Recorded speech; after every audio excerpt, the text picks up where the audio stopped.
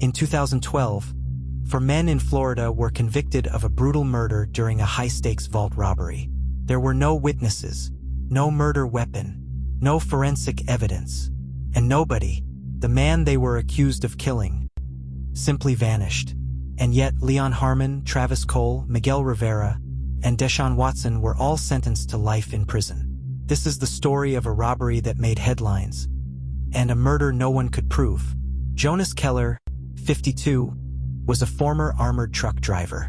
Known for his strict routine, quiet nature, and work ethic, he'd recently taken a new job: night security at Tampa Safe Depository, a private vault facility used by high-end clients to store cash and valuables.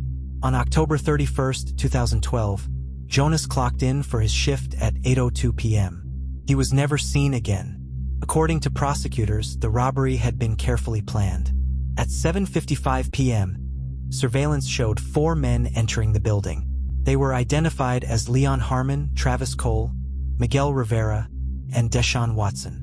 The men were all friends from the same neighborhood. Minutes after their entry, the camera feeds went dark. The system had been looped, something only a trained specialist could pull off.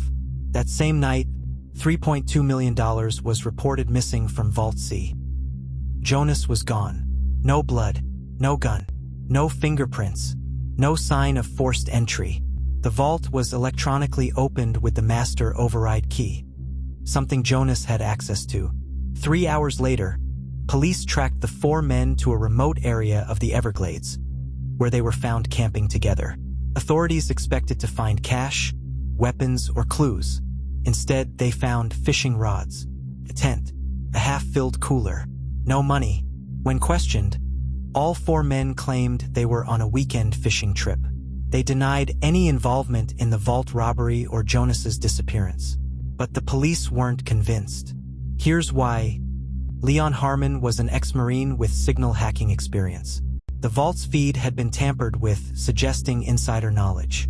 All four were reportedly in debt or struggling financially.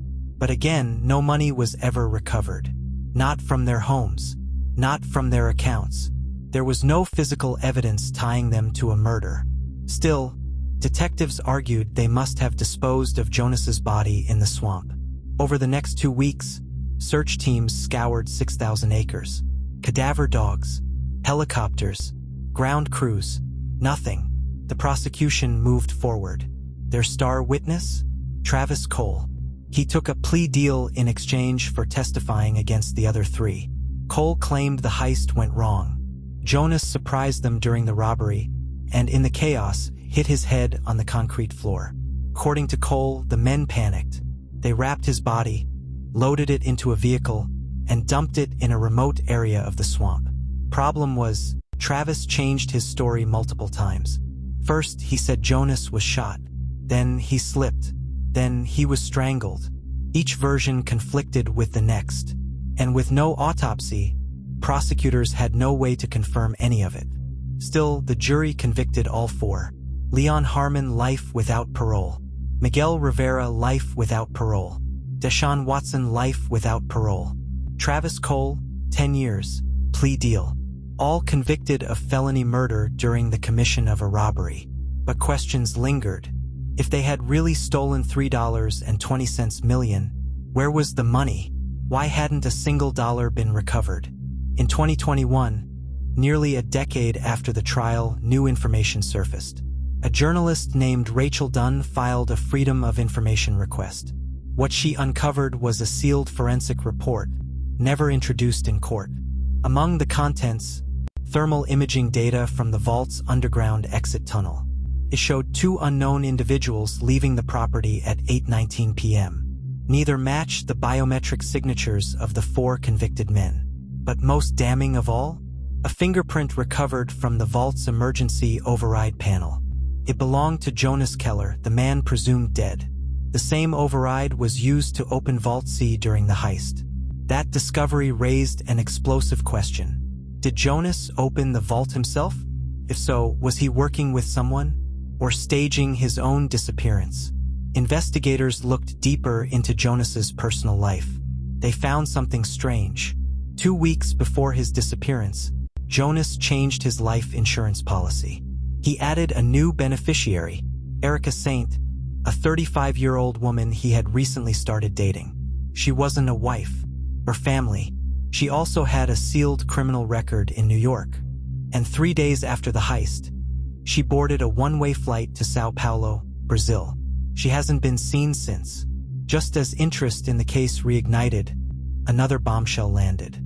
A reporter received an anonymous email. Attached was a short video clip, 12 seconds long. Night vision. Blurry, grainy, but visible. It shows a man bound and gagged being loaded into the back of a van. The van bears the logo of Tampa Safe Depository. The timestamp? October 31st, 8:22 p.m. 3 minutes after the security logs show the vault was opened. The driver's face is pixelated, but on the man's neck, clearly visible, is a tattoo, a blackjack symbol, the same tattoo Jonas Keller was known to have before getting it removed in 2010. So here's the real question. Was Jonas killed? Or did he vanish on purpose? And if he staged the heist, who was helping him? And why frame for innocent men? The 12-second video had sent shockwaves through the already baffling case. A man, bound and gagged, is tossed into the back of a van. The timestamp? 8:22 p.m., 3 minutes after the vault was opened. The van, bearing the logo of Tampa Safe Depository. But it wasn't the logo that had investigators reeling. It was the tattoo on the man's neck, the unmistakable symbol of a blackjack. The same tattoo Jonas Keller had before he had it removed in 2010. The case had just taken a dark turn. Jonas Keller was alive. But what was he doing in the van? And who was behind the wheel? The tattoo wasn't just a random detail. It was a message. Jonas had been a part of a gambling syndicate years earlier, a low-level player in a high-stakes world. He'd been caught and had his tattoo removed, hoping to leave that life behind. But the video proved something. Jonas had re-entered that world. And he was working with someone. But who?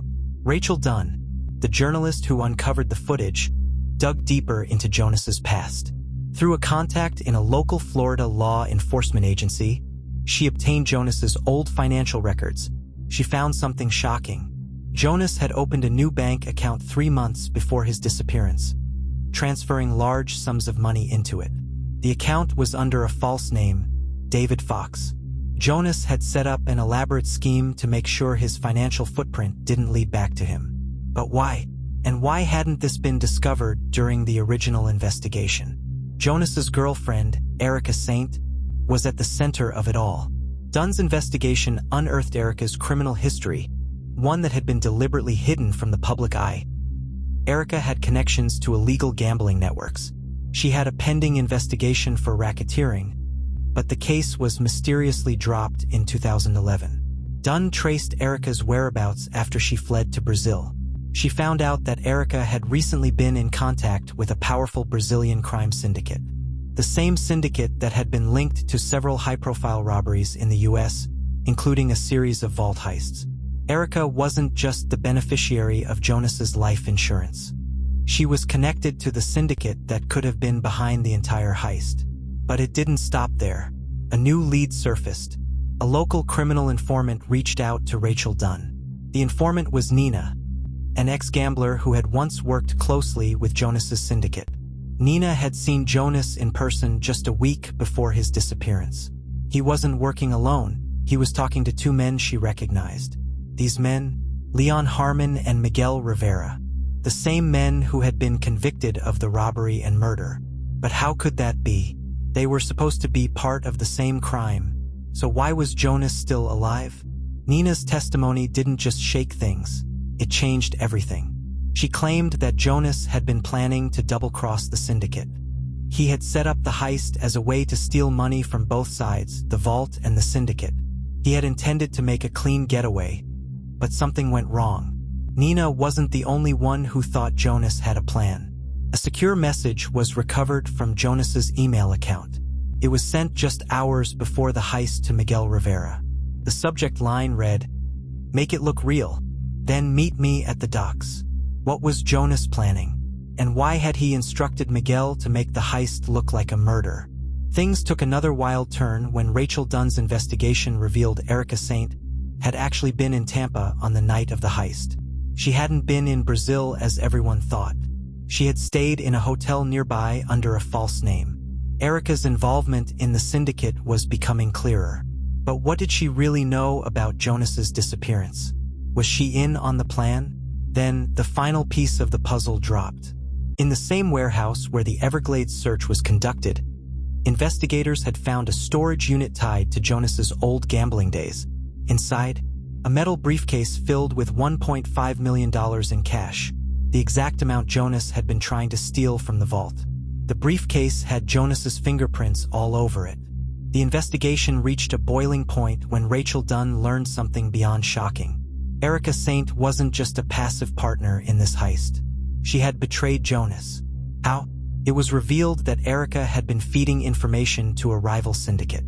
She had planned to use Jonas's disappearance as a cover for her own escape to Brazil. Jonas was meant to disappear, but not permanently. She had orchestrated his vanishing, using the gambler's tattoo to make sure he was never found. She knew that the tattoos were a symbol of loyalty in the gambling world, and that people would always assume Jonas was dead if he simply disappeared. But Jonas didn't know the full extent of her betrayal. She had set him up to be captured and used by the rival syndicate, ensuring that he wouldn't escape with the $3.2 million. Instead, she planned to take it all for herself. And then came the final reveal. The truth behind the heist was ugly. Jonas had staged it. He had been the mastermind all along. But the thing was, he didn't plan on betraying everyone. He'd been double-crossed by the very people he trusted. Leon Harmon? He had no idea the heist was a setup. He'd been used. Miguel Rivera? He was part of Jonas's plan to fake the robbery. Deshaun Watson? He was simply an innocent pawn. Jonas had planned to disappear, get the money, and disappear forever. But Erica Saint couldn't let that happen. She betrayed him, and that betrayal cost Jonas everything. The story isn't over. The police have started to piece together the true crime behind Jonas's disappearance. Jonas Keller was never dead. He was just waiting for the right moment to resurface. The question that had haunted everyone since day one. Where was Jonas Keller? After months of speculation, betrayal, and shattered lives, the truth finally surfaced. But it wasn't what anyone expected. It turns out that Jonas Keller had been hiding in plain sight. For nearly 3 years, he had been living under the radar in a small, quiet town on the outskirts of Tampa as David Fox, the same name he had used in his secret bank account. He had not only faked his death to escape the syndicate's clutches, but also to evade the law after his elaborate plan backfired. Jonas's ultimate goal had been to vanish completely, but Erica Saint's betrayal had ruined everything. She had tipped off the syndicate about Jonas's plan, making it clear that he wasn't truly dead, just hiding. But Jonas's true intentions had never been to steal the money for himself. He had been trying to take down the syndicate that had destroyed his life years before. The plan was always to get away with the money, but he also wanted to expose the syndicate's operation. However, everything changed the moment Erica double-crossed him. She had been playing both sides, feeding information to both the rival syndicate and law enforcement, setting Jonas up for the fall, all while looking after her own interests. She wanted the money, and she was willing to let Jonas disappear for good to make sure she got it. Jonas didn't see it coming. In a shocking twist, Rachel Dunn, the journalist who had uncovered so much of the story, tracked down David Fox, Jonas Keller, in his new life. Her investigation had reached its boiling point. It led her to a rundown motel near the outskirts of Tampa. Inside, she found Jonas.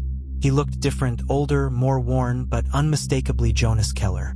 They spoke in a quiet corner of the motel, and he revealed everything. He had staged the robbery. He had planned to disappear with the syndicate's money, but everything went wrong when Erica Saint betrayed him. He never intended for the 4 men, Leon, Travis, Miguel, and Deshaun, to take the fall. They were just pawns. He was the mastermind all along. But now, Jonas's life was in danger. The syndicate had been hunting him for months, and they knew his cover was about to be blown. Rachel didn't know what to expect when she met Jonas, but what happened next was beyond anything she could have imagined. The moment Rachel left the motel room, a black van pulled up in the parking lot. The same kind of van that had been in the video, the one with the logo of the Tampa Safe Depository. Two men stepped out. Rachel ran. They chased her down the street. She barely made it to her car, heart racing, trying to piece together why she was being hunted. She didn't know if the men were working for Erica Saint or someone else in the syndicate. But just before they caught up, something else happened. As the two men closed in on Rachel, a black SUV sped toward them, screeching to a halt. Jonas Keller was behind the wheel. Without hesitation, he jumped out, pulling a gun from his waistband. He fired a shot, knocking the men back. Rachel didn't know what to think. Was this his final act of redemption? Was Jonas still the man who had masterminded the heist? Or had he truly changed? As the men scrambled to their feet, Jonas's voice rang out. "Get in the car, Rachel. This isn't over yet." Jonas drove them away from the motel, heading straight toward the docks. The same docks where he had originally planned to escape to. Rachel didn't ask questions. She had a feeling that what came next could either be a final showdown or a dangerous escape. Either way, the truth was about to unfold. As the car pulled up to the docks, Jonas revealed his final plan. He had hidden the $3.2 million, the stolen vault money, in two separate offshore accounts, designed to launder it slowly over time. But Erica Saint had already found it. The syndicate was closing in. Jonas knew it was only a matter of time before they would come for him, and they had already started closing in on Erica too. The money wasn't worth it anymore. Jonas didn't care about the money. It was all about survival now. Erica had set everything into motion, and now they were all marked men. Jonas's final decision? To disappear for good with Rachel by his side. But the syndicate wasn't going to let that happen. As Jonas and Rachel prepared to board a private boat that would take them far from Florida, gunshots rang out from the far end of the docks. The boat sped off into the horizon, the sound of gunfire echoing behind them. Jonas Keller had orchestrated the entire heist from the beginning. He'd disappeared, but it seemed like he wasn't quite done yet. As the boat disappeared into the distance, Rachel couldn't help but wonder, will Jonas ever truly escape his past? Or is he doomed to keep running from the syndicate forever? The case might be closed, but the real story of Jonas Keller had just begun.